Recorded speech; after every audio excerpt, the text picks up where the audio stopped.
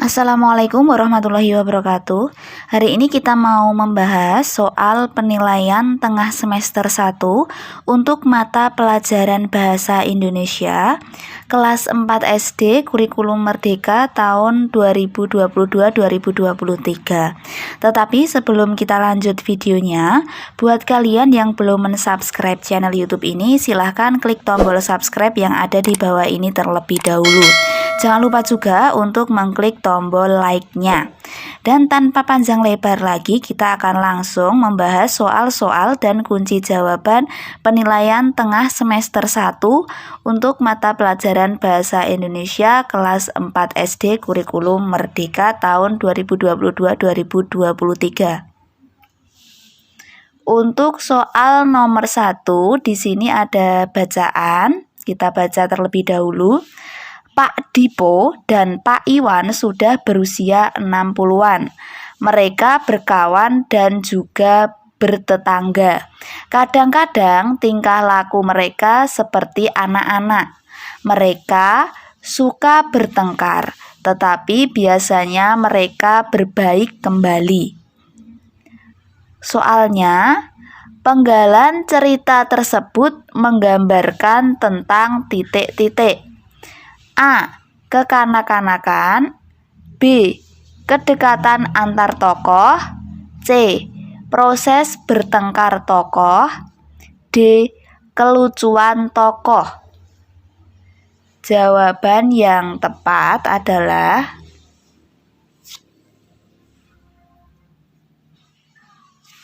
B. Kedekatan antar tokoh. Kita lanjut ke soal nomor 2. Ada bacaannya dan bacaannya masih sama seperti soal nomor 1. Pak Dipo dan Pak Iwan sudah berusia 60-an. Mereka berkawan dan juga bertetangga. Kadang-kadang tingkah laku mereka seperti anak-anak. Mereka suka bertengkar, tetapi biasanya mereka berbaik kembali.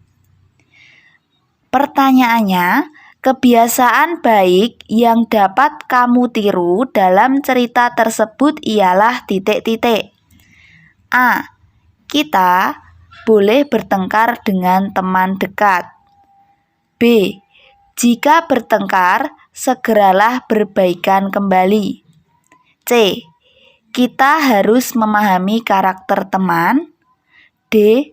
Jika tidak berbaikan, kalian tidak dapat berteman. Jawaban yang tepat adalah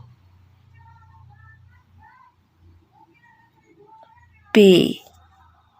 Jika bertengkar, segeralah berbaikan kembali.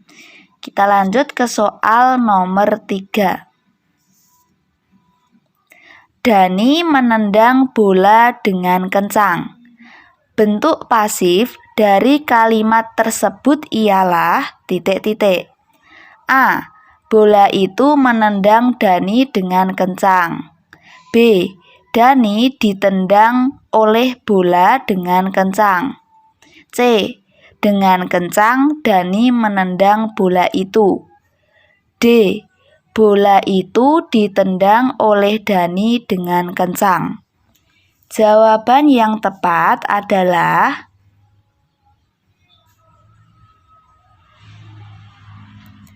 D. Bola itu ditendang oleh Dani dengan kencang. Untuk penjelasannya seperti ini. Kalimat aktif itu adalah kalimat yang subjeknya melakukan pekerjaan atau bahasa gampangnya predikatnya menggunakan me. Sementara kalau di kalimat pasif itu yang predikatnya menggunakan di. Contohnya kalimat aktif memasak. Kalau diubah menjadi pasif berarti menjadi dimasak. Dalam kalimat contohnya, untuk kalimat aktifnya, ibu memasak sayur. Kalau diubah menjadi kalimat pasif, maka bunyinya menjadi sayur dimasak ibu. Jadi kalau di kalimat aktif menggunakan memasak, kalau di kalimat pasif menggunakan dimasak. Kita lanjut ke soal nomor 4. Bunga itu dipupuk oleh Tina setiap 2 minggu sekali. Bentuk aktif dari kalimat tersebut ialah titik-titik. A. Setiap 2 minggu sekali bunga itu dipupuk oleh Tina. B. Bunga itu setiap 2 minggu sekali dipupuk oleh Tina. C. Tina memupuk bunga itu setiap 2 minggu sekali. D. Tina dipupuk bunga itu setiap 2 minggu sekali. Jawaban yang tepat adalah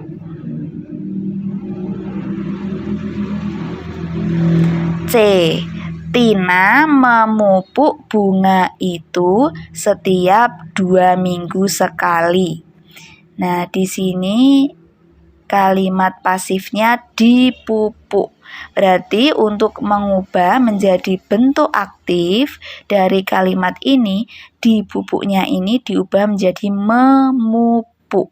Dan kalimatnya menjadi Tina memupuk bunga itu setiap 2 minggu sekali. Untuk penjelasannya seperti di soal nomor 3 tadi. Aktif itu predikatnya menggunakan me, sementara pasif itu menggunakan di. Contohnya, yang aktif menggunakan memasak, yang pasif menggunakan dimasak. Kalimatnya ibu memasak sayur, ini untuk yang bentuk aktif, sementara bentuk pasifnya menjadi sayur dimasak ibu. Kita lanjut ke soal nomor 5. Dani bangun pagi pukul 5. Keterangan yang digunakan dalam kalimat tersebut ialah titik-titik. A. Keterangan waktu. B. Keterangan cara. C.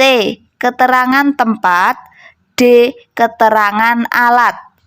Jawaban yang tepat adalah A. Keterangan waktu. Kita lanjut ke soal nomor 6. Jika kita sedang berdiskusi, namun ada peserta yang menyanggah pendapat saat pemateri sedang memaparkan, sikapmu sebagai seorang moderator ialah titik-titik. A. Mempersilakan peserta memotong pembicara. B. Membiarkan pemateri menjawab sanggahan peserta. C. Menahan peserta agar menyimak penjelasan pemateri. D. Menasehati peserta karena tidak tertib saat mengikuti diskusi. Jawaban yang tepat adalah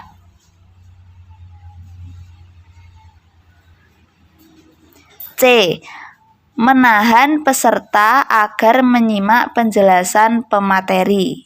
Kita lanjut ke soal nomor 7. Jika topik diskusi tidak sesuai dengan pendapatmu, sebagai seorang notulen, kamu akan titik-titik. A. Menuliskan tambahan pendapatmu mengenai topik. B. Menyalahkan pemateri dengan alasan yang logis. C. Menulis sesuai hasil jajak pendapat dalam proses diskusi. D. Menuliskan pendapat yang sesuai dengan pendapatmu saja. Jawaban yang tepat untuk pertanyaan nomor 7 yaitu C. Menulis sesuai hasil jajak pendapat dalam proses diskusi. Kita lanjut ke soal nomor 8. Rania menertawai dengan kencang. Kata kerja yang tepat agar menjadi kalimat intransitif ialah titik-titik. A. Tertawa. B. Menertawakan. C. Ditertawakan. D. Tertawakan. Jawaban yang tepat untuk soal nomor 8 yaitu A. Tertawa.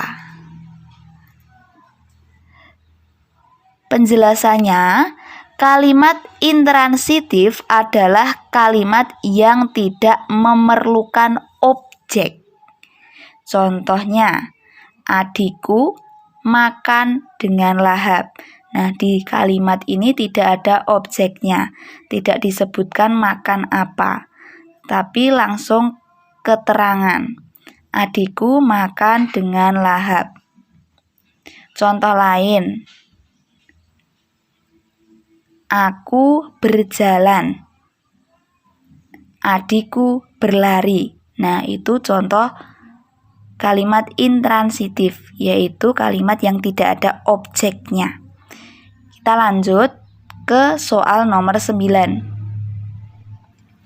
Berikut yang merupakan kalimat intransitif ialah titik-titik. A. Dana mencuci baju setiap hari. B. Dana makan dengan lahap. C. Dana menyapu halaman setiap minggu. D. Dana membawa buku ke sekolah. Jawaban yang tepat adalah B. Dana makan dengan lahap. Untuk penjelasannya, sama seperti di soal nomor 8, kalimat intransitif adalah kalimat yang tidak memerlukan objek.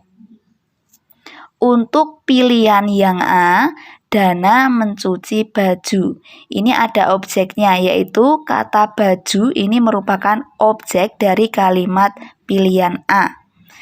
Untuk kalimat pilihan C, ini juga ada objeknya. Dana menyapu halaman setiap minggu.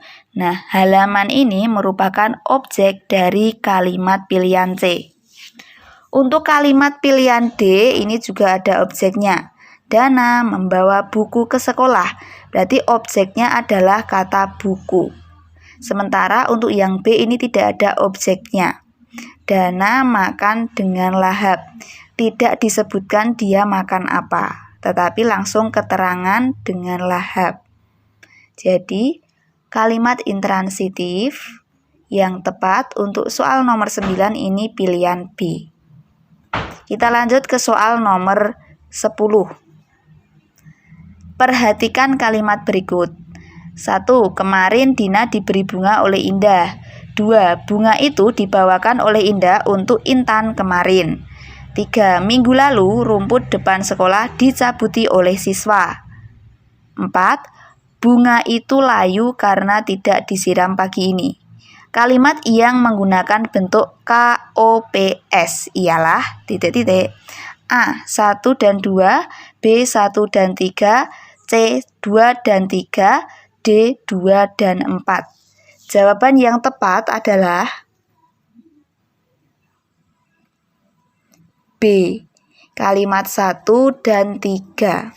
KOPS, K itu keterangan, kemudian O itu objek, P itu adalah predikat, dan S itu adalah subjek.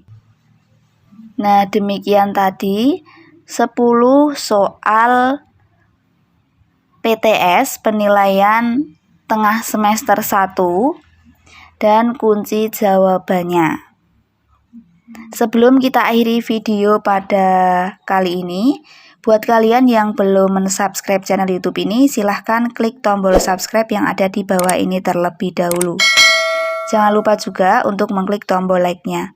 Banyak salah kata yang saya ucapkan, saya mohon maaf. Sampai bertemu di video selanjutnya. Wassalamualaikum warahmatullahi wabarakatuh.